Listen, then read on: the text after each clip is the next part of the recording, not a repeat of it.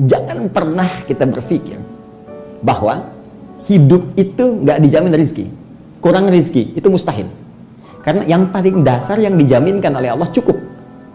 Jika ada orang yang merasakan kurang, itu berarti orang yang tidak pernah merasa cukup. Itu problemnya. Ya boleh jadi, maaf, bukan karena nggak cukupnya, karena dia mengejar satu beban yang tidak sesuai dengan kebutuhannya, atau mengejar sesuatu di luar asas kecukupannya. Itu persoalannya. Ya kalau dia mau naik, nanti ada lagi tahapannya. Tapi Allah jamin sepanjang Anda gunakan pasti cukup. Kalau kamu ingin naik level dari ini, dari cukup naik level kedua, maka diberikan lagi secara indah oleh Al-Quran. Ini caranya.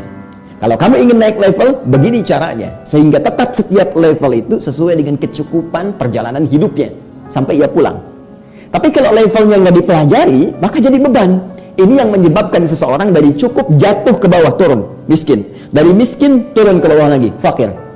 Kalau dia nggak pernah belajar tangganya, maka selamanya dia tidak akan pernah naik. Dan saat akan naik pun karena tak pernah punya tangga, kemungkinan besar akan jatuh.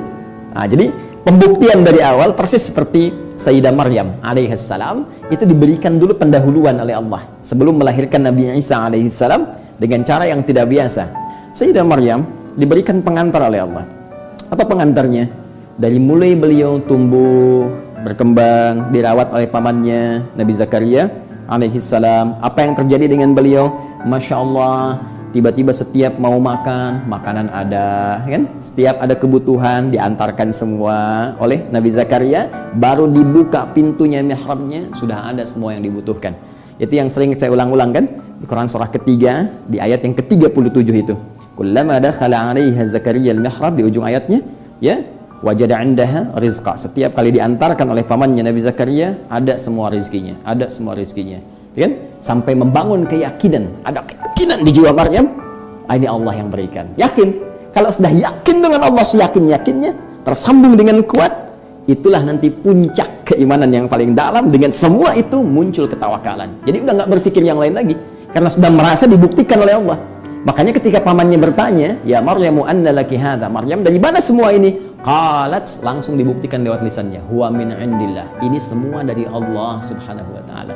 Karena sudah yakin semua dari Allah, sudah tawakal kepada Allah, makanya nggak aneh lagi ketika tiba-tiba beliau mengandung, ditiupkan rohnya oleh malaikat Jibril alaihissalam tanpa pernah disentuh laki-laki manapun, karena sudah dekat dengan Allah dan diberikan informasi. Di situ sudah nggak ragu lagi dengan semua anugerah yang Allah berikan.